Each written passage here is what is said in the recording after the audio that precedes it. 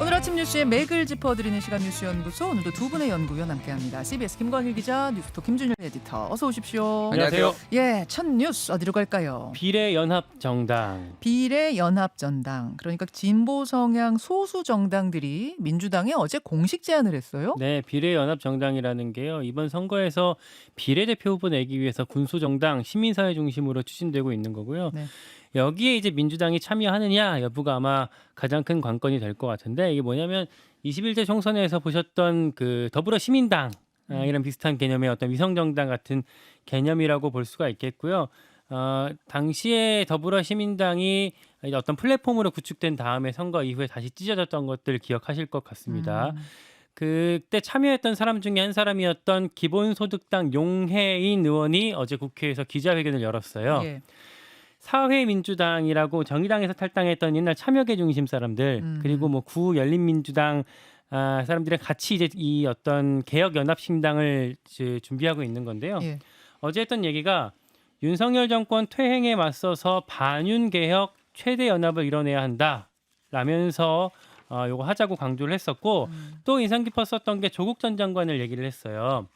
조국 전 장관처럼 윤석열 정권 막기 위해 돌 하나 올리겠다라고 말씀하신 모든 분들께 드리는 제안이다라고 말을 해서 조국 전 장관과의 연대 가능성까지 같이 열어놨습니다. 그러니까 병립형이냐 연동형이냐 아직 선거제가 정확히 정해지지 않았잖아요. 네. 그런데 그냥 지난 총선처럼 연동형으로 가는 것을 어떻게 보면 상정하고 얘기한 비례정당 띄우자는 얘기네요. 네, 그 얘기가 왜 이렇게 주목을 받냐면, 민주당이 우리가 예전에 전에 드렸던 게 병립형으로 가는 분위기가 많이 읽힌다라고 말씀을 많이 드렸었는데, 왜냐하면 이재명 대표가 멋지게 지면 무슨 소용이냐 이런 얘기 했었잖아요. 최근에는 준연동형을 유지하자라는 목소리가 나름대로 좀 힘을 받고 있거든요. 이게 뭐 우원식 전 원내대표 등등이 원래 했던 얘기긴 한데, 지금 이재명 대표 피습 이후에 자리를 비운 이후에 민주당 내부에서 네. 요기류가 조금 나름대로는 커졌어요. 그러니까 준연동형 유지하면서 위성정당도 어떤 이 비례연합신당 방식으로 추진하자라는 목소리가 나름대로는 커졌었거든요. 예. 그러던 그 어떤 흐름이 있었고, 어제 홍익표 원내대표가 인터뷰에서 무슨 말을 했냐면, 네.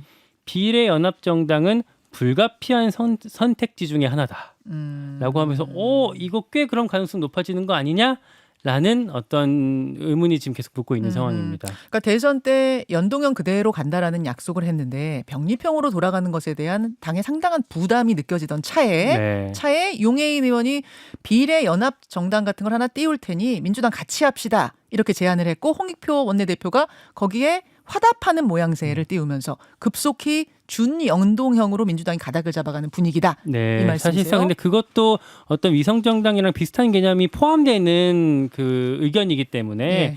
이것 자체도 사실 명분 없는 일이지 않느냐라는 의견이 당내에 꽤 많이 있고요. 그리고 조국 전 장관이랑 연대를 하게 되면 다음 총선에서의 사실 어떻게 보면 되게 폭발적인 이슈가 같이 들어가게 되는데, 현실적으로 그럼 민심이랑도 상당히 멀어지는 거 아니냐라는 반응이 당내에 꽤나 많습니다. 당내 반응이요. 네, 그러다 보니까 뭐 이재명 대표가 챙기겠지만 일단 당분간 갑론을박이 있을 거고, 아마 이 결론은 또 2월까지도 늦춰질 가능성이 있다, 이런 전망들이 같이 나오고 있습니다. 자, 김준일 에디터. 네. 지금 민주당 분위기 어떻게 보고 계세요? 일단 그러니까 제가 2주 전에 그때 민주당 초선 의원 모임 토론회에 가서 민주당이 선택할 수 있는 길 한 4가지 정도를 이제 얘기를 했습니다. 이 선거제 관련해서 유불리 그런 거와 관련 없이 예. 이제 경우의 수를 얘기를 했는데, 하나는 이제 그냥 단순 병립형으로 돌아가는 건데, 이거는 굉장히 강한 소수 정당에 이제 반대 부딪힐 때고, 권역별 비례대표제를 도입을 하면서 이제 뭐 병립형으로 다시 돌아가는 거, 이거가 민주당이 초반에 이제 추진을 했던 건데, 이거 같은 경우에는 지역주의를 완화한다라는 명분이 있는데, 이제 지역에서 그 가뜩이나 작은 47석을 세 개로 나누면은 봉쇄 조항이 3%가 아니라 거의 7%로 올라간다. 한 정당이 이제 의석을 가지기 위해서 뭐 이런 단점이 있다. 뭐 이런 얘기가 있었고, 또 하나는 이게 지금 완전히 이탄희 의원이나 이런 데가 주장을 하는 건데, 비례 의원은 이거는 골목 상권이니까 건드리지 말고 민주당은 위성정당 방지법 통과시키고 아예 비례를 내지 말자.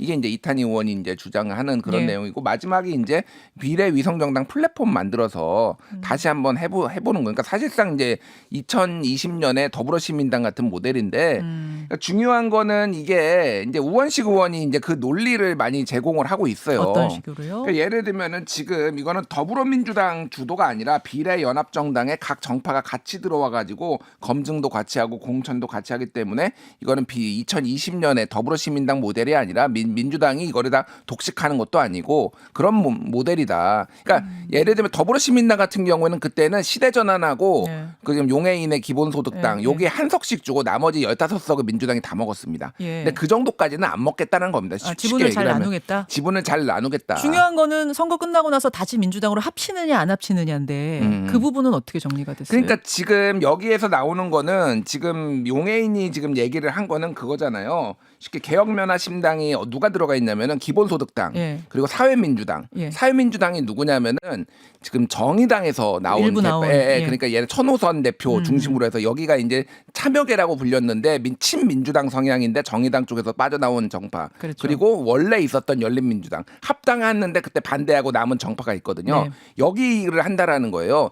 이 정파들은 그러니까 이 정당들은 선거 이후에도 합당할 가능성은 별로 높지는 않습니다. 각자 갈 가능성이 높아요. 그러니까 예. 지난번 위성정당하고 우리는 다르다. 이제 이렇게 캐치플레이즈를 걸고 가는 거군요. 그런 이제 논리를 하는 건데 그 논리는 이제 반윤을 최대 반윤 개혁 연합 뭐 이런 거를 명분으로 여는데 이게 사람들한테 얼마나 먹힐지 그러니까 이거는 야 또 꼼수 쓰는 거 아니야 또 위성정당 아니야 그래서 좀 더 진짜 이게 그리고 맨날 그러니까 그 2020년에도 이랬고 2024년에도 그렇고 그러면 선거 때마다 이렇게 할 거냐 뭔가 근본적인 개혁이나 이런 것들이 제도를 포함해서 그래서 이게 연동형이 필요로 한다라고 해도 이렇게 좀 피로감을 유발시키는 이런 방식이라면은 그럼 큰 틀에서의 어떤 선거제도 개혁 이런 것까지 같이 내걸어야 되는 거 아니냐 뭐 이런 얘기들까지 복잡하게 나오고 있고요. 하나는 어쨌든 지금 너무너무 시간을 끌고 있고 지금 제3지대가 빅텐트가 커지고 있다 보니까 이거에 병립형으로 가거나 이랬을 경우에는 여기에 굉장히 강한 명분을 줄 수 있고 소위 말해서 삼총리 이낙연 총리는 이미 탈당했지만은 김부겸 정세균 이런 분들도 연동형 지켜야 된다라고 강하게 얘기를 하고 있으니 이런 게 굉장히 이제 지도부 입장에서 부담인 거예요 지금. 그렇군요. 그러니까 빅텐트가 너무 커지게 될 경우 뭐 이런 것들을 감안을 하다 보니까 일단은 그러면은 유지를 하되 일종의 이제 비례연합정당을 만드는 거 뭐 이런 식으로 좀 가닥이 잡혀가는 것 같아요. 너무 부담스럽기 때문에 연동형은 유지하되 비례연합정당이라는 걸 띄운다. 근데 이게 국민들 눈에는 꼼수 위성정당으로 안 보이게 해야 될 텐데 이제 여기에 고민이 있겠군요. 자, 어제 상황에 대한 어제 설명을 좀 해드렸습니다. 다음으로 가죠. 김광호 기소 권고. 김광호 서울경찰청장 이태원 참사의 책임자로 지목된 인물이었는데 대검의 수사심의위원회라는 곳에서 기소해라 이렇게 권고를 했다고요? 네, 수사심의위라는 게 이제 검찰이 뭐 아주 중요한 사건, 까다로운 사건, 언론의 주목을 많이 받는 사건에 대해서 기소 여부를 판단하기 전에 외부 전문가들한테 의견을 묻는 거예요. 한 150에서 300명 정도의 풀이 있고 그 중에서 무작위로 한 15명 정도를 이제 찝어서 여기 포함을 시키는 건데요. 김광호 서울청장 같은 경우에는 이제 수사팀의 판단이 엇갈렸었어요. 이제 전 수사팀에서는 뭐 기소하자는 판단, 근데 현 수사팀에서는 뭐 불기소 판단이 엇갈리다 보니까 결정하기 어렵다. 그래서 수사심의위로 올렸던 거고요. 네. 최근에는 수사심의위에서 아마도 불기소 권고할 것 같다라는 전망이 많았었거든요. 그래서 유가족들이 뭐 이거 올린 것 자체가 명분 주는 거 아니냐 이렇게 반발하기도 했었는데 예상을 깨고 위원 15명 중에서 9명이 기소 6명이 불기소 의견을 냈습니다. 네. 그래서 검찰에 기소하라 이렇게 권고를 했었고요. 그러면 바로 재판으로 가는 거예요? 기소가 되는 거예요? 그건 아니고요. 권고거든요. 그러니까 그래서 주임 검사가 이걸 존중은 해야겠지만 반드시 따라야 하는 거는 아닙니다. 예전에 이재용 삼성전자 회장 같은 경우에도 네. 뭐 불기소 권고가 나왔었는데 수사팀이 권고하기도 했었거든요. 기소하기도 했죠. 네, 그렇죠. 기소하기도 했었거든요. 그러니까 이번 사안 같은 경우에는 아마도 그 심의가 하는 거를 따를 것 같다라는 관측이 우세하기는 한데 지켜봐야 될 것 같습니다. 그리고 어제 그 심의위에서 또 하나 최성범 전 용산 소방서장도 같이 회부가 됐었는데요. 네. 구조 소홀 뭐 이런 그래서 피해를 키웠다라는 혐의였는데 여기는 기소 1명, 불기소 14명 이렇게 해서 불기소 권고안이 의결이 됐습니다. 용산 소방서장은 불기소 쪽으로 하지만 서울경찰청장은 기소해야 된다. 이런 의견이 대검 수사심의위원회에서 나왔다. 김준일 에디터는 어디에 주목하셨어요? 그러니까 작년 1월에 이제 경찰 특수본에서 김광호 서울청장을 포함해서 23명에 대해서 기소 의견으로 검찰로 이제 이거를 사건을 송치를 했습니다. 나머지는 다 기소를 했어요. 근데 왜 김광호 서울경찰청장만 왜 기소를 안 하는지 이거에 대해서 논란이 많았습니다. 1년을 끌었거든요. 그러니까 검찰이 판단을 안 할 때는 보통 두 가지입니다. 하나는 정말로 수사팀 내부에서 너무 의견이 갈리는 거 하나, 아니면은 너무 정치적으로 부담스럽거나. 이게 이제 보통은 후자 같은 경우에는 김건희 여사 이제 도이치모터스 주가 조작 사건 검찰이 결론을 안 내리고 있잖아요. 이게 이제 후자 정도에 되는데 김광호는 뭐 전자인지 후자인지는 저는 잘 모르겠습니다. 뭐 어쨌든 이런 상황이었어요. 여기서 이제 검찰청장이 어쨌든 이렇게 1년 동안 끌으면 안 된다라고 해서 수사심의를 들어가지고 소집해가지고 이거는 외부 전문가로 이제 이루어진 거고 300명 풀에서 무작위로 15명을 뽑는 거거든요. 그러니까 여기에서 의견을 듣고 이제 어떤 식으로든 결론을 내려야 되겠다라는 거 하나. 또 하나는 지금 이태원 참사 특별법이 지금 올라가 있어요. 그렇죠. 통과를 했잖아요. 대통령이 거부권 행사 여부를 판단해야 됩니다. 네. 근데 그 명분 중에 특별조사위 설치하는 그 법안의 내용이 담겨 있는데 그 네. 명분 중에 하나가 이거 왜 지금 제대로 참사 이 책임자들이 지금 처벌도 안 되고 기소도 안 되고 문제가 많다라는 거거든요. 어쨌든 지금은 결론을 내줘야 되는 그런 상황이 이제 정치적으로도 몰렸다 이렇게 보면 될 것 같고.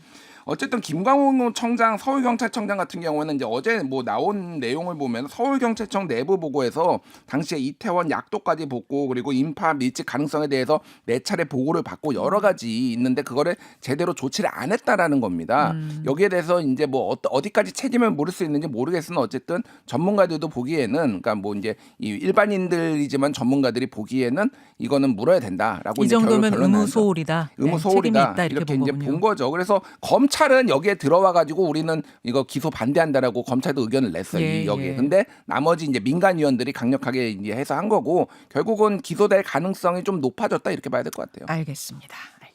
다음으로 가죠. 친소관계 없다는 한동훈. 한동훈 비대위원장 당내에 친소관계가 나는 없습니다. 국민의힘 3선 의원들이랑 어제 밥 먹으면서 회동하면서 한 얘기죠. 네, 참석자한테 확인을 했는데요. 한동훈 장관이 거기서 나는 개인적으로 알던 사람도 없고 공천 관련해서 전화 받은 것도 한 번도 없었다. 공정하게 할 거다. 검사 시절에도 나는 그래왔다. 라는 취지로 말을 했었다고 합니다.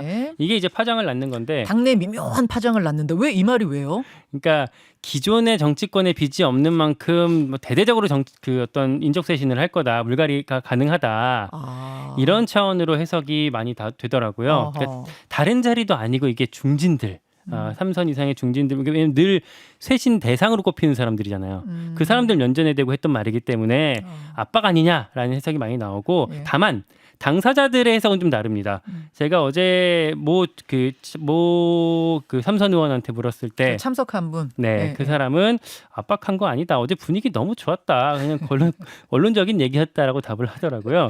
그리고 뭐 저희 정치부 기자가 다른 의원한테 물었을 때는 그 영남권 의원 같은 경우에는 나는 이거 경선하겠다라는 말로 들리던데 뭐 이렇게 답을 했다고 하더라고요. 이제 뭐 이거에 대해서는 사실은 뭐 희망회로 뭐 어떤 정신 승리라는 게 당내의 대체적인 견해고요. 어쨌든 물갈이 빌드업 아니냐 이런 해석이 훨씬 더 많습니다. 정치인의 말은 다 꿈보다 해몽. 그렇죠. 해몽하는 사람들한테 달린 것 같기도 하고. 본인 좋은 대로 해석하는 경우들이 많기 때문에 이제 앞으로 기준이 중요할 텐데 당무감사위에서 권고했던 교체 대상 의원이 한 13명 정도로 알려지고 있거든요. 그러니까 당무감사위에서는 하위 20% 얘기한 건데 원내 다 섞여 있고 그렇죠. 원내만 하면 한 13명이 돼요? 네, 합쳐서 22.5%였는데 그중에서 원내 의원들만 했을 땐 13명으로 알려지고 있어요. 근데 그럼 현역 교체율이 한 10% 정도밖에 안 되는 거잖아요. 근데 원래 통상적으로 봤을 때 너무 적거든요. 지난 총선 때만 해도 한 40% 이상이 됐었기 때문에. 그거는 물론 이제 경선에서 패배한 사람도 합쳐서지만. 그렇죠. 그래서 이번에 어떤 기준으로든 이제 잘라내는 게 과제일 텐데 그 기준을 어떻게 삼을지 이게 아마 앞으로의 관전 포인트가 될 것 같습니다. 예. 그리고 민주당에서도 마찬가지로 공천이 본격화 중인데 네. 여기는 이제 현역 하위 20%를 점수에서 감산하게 되잖아요. 예. 그 20%의 대상에 누가 들어가는지 현역 의원 35명, 35명의 어떤 리스트가 지라시식으로 최근에 돌았었어요. 확인되지 않은 정보가. 그 포인트 여기에 누가 담기느냐가 이제 앞으로의 또 역시 관전 포인트가 될 거고 이 밖에 탈당 러시가 민주당에서 진행되고 있습니다. 이낙연계 어제 뭐 다수가 탈당을 또 했었고요. 신경민 전 의원. 그렇죠. 예. 뭐 최성, 뭐 최운현 시장. 이런 사람들이 나갔고 정의당에서도 뭐 류호정 의원 탈당 그리고 배복주 전 부대표 같은 경우에도 탈당해서 미래 대연합행을 결정을 했었습니다. 뭐 이런 고민들이 민주당, 정의당 내부에 계속 있습니다. 여기까지 두 분 수고하셨습니다. 고맙습니다. 감사합니다. 김현정의 뉴스쇼는 시청자 여러분의 참여를 기다립니다.